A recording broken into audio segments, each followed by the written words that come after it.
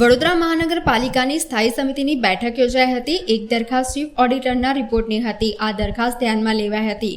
બે દરખાસ્ત વધારાની હતી, જેમાં વડોદરામાં પૂરની પરિસ્થિતિ બાદ રસ્તાના ખાડા પડેલ છે, ત્યારે ગણેશ ઉત્સવને ધ્યાનમાં લઈ પેચવર્કનું કામ થશે। 2500 રૂપિયા પ્રતિ ટન અને 67 રૂપિયા પ્રતિ ચોરસ મીટરના સીલ કોટ કરવા પ્રાઇવેટ કોન્ટ્રાક્ટર પાસેથી લેવામાં આવશે, જેથી યુદ્ધના ધોરણ કામ થશે।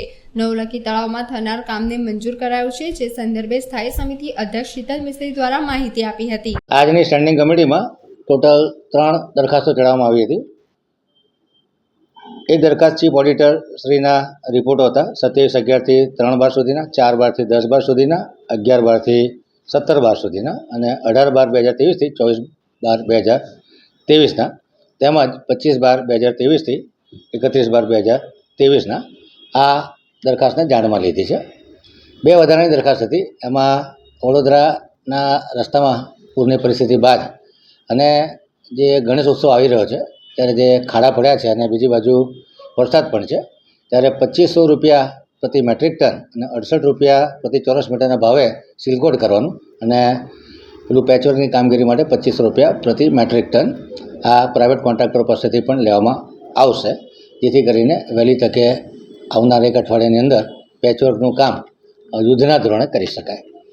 એવી જ રીતે નવલખી કૃત્રિમ તળાવમાં HDB સીટ નાખવાનું કામ છે, જે 17,12,546 રૂપિયાનું કામ છે। આ બંને કામને મંજૂર કરવામાં સદનસીબે ગેરંટીવાળા કોઈ રોડ પર ખાડા પડ્યા નથી, સિવાય કે કોઈ જગ્યાએ ડ્રેનેજ લાઇન કે હોય જેણે ડ્રેનેજ લાઇન કે વરસાદી નાખી હોય તેના જ સ્કોપમાં હોય છે કે ફૂલ ડેક રિસ્ટોરેશન કરવાનું અને પાછી ફરી 5 વર્ષની ગેરંટી વોરંટી આપવાની, એટલે આ ગેરંટી વોરંટી વગરના રોડ ઉપર પેચવર્ક કરવામાં આવશે। ગેરંટી રોડ પર એક પણ ખરાબ નહીં પડે। આ ભાંજીભાઈ કોર્પોરેટ જે છે સ્થાયી સમિતિના સભ્ય પણ છે, શું રજૂઆત કરી તમને જે રીતે? ભાંજીભાઈએ કમિશનર સાહેબને રજૂઆત કરી છે અને એ રજૂઆતમાં જે આ વખતે ઉત્તર ઝોનમાં ખાસ કરીને વોર્ડ નંબર 2 અને 3માં જે પાણી ભરાયા છે એમાં ઘણી જગ્યાએ જે ભૂખી ઘાસ છે એમાં બોટલનેક છે, તો એના નાળા પહોળા કરવા અને એક ઇન્ટિગ્રેટેડ પ્રોજેક્ટ બનાવી અને એની પર કામ કરવાની જરૂર છે, એવી એમની રજૂઆત હતી। થોડો લાંબા ગાળાનો પ્રોજેક્ટ છે, એમની વાત સાંભળી અને ટેકનિકલ એનાલિસિસ કરી અને આગળના સમયમાં શું કરવું એ નક્કી કરવામાં આવશે।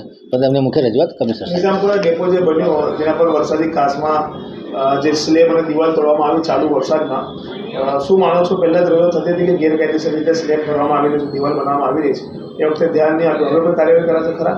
મેં કીધું એમ કે એરિયાના જે લોકલ કાઉન્સિલર છે, ભાણજીભાઈ અમારા સ્થાયી સમિતિના અધ્યક્ષ છે, એરિયાના અન્ય કાઉન્સિલરો છે, એમની જે લાગણી હશે, કારણ કે પોતે લોકલ એરિયામાં રહે છે અને લોકલ એરિયાના જે પ્રશ્નો છે એ નાગરિકો દ્વારા અને પોતે પણ એરિયામાં સારી મહેનત કરી અને એના ફીડબેક લીધા છે।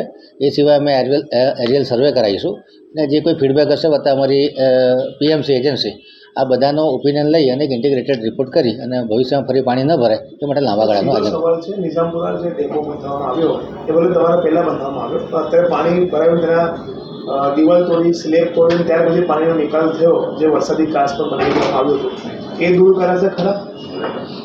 મેં કીધું કે સ્લેબ તોડવામાં પણ ભાણજીભાઈનો મુખ્ય રોલ હતો અને જરૂર લાગશે તો એ દબાણો દૂર કરી દેવા।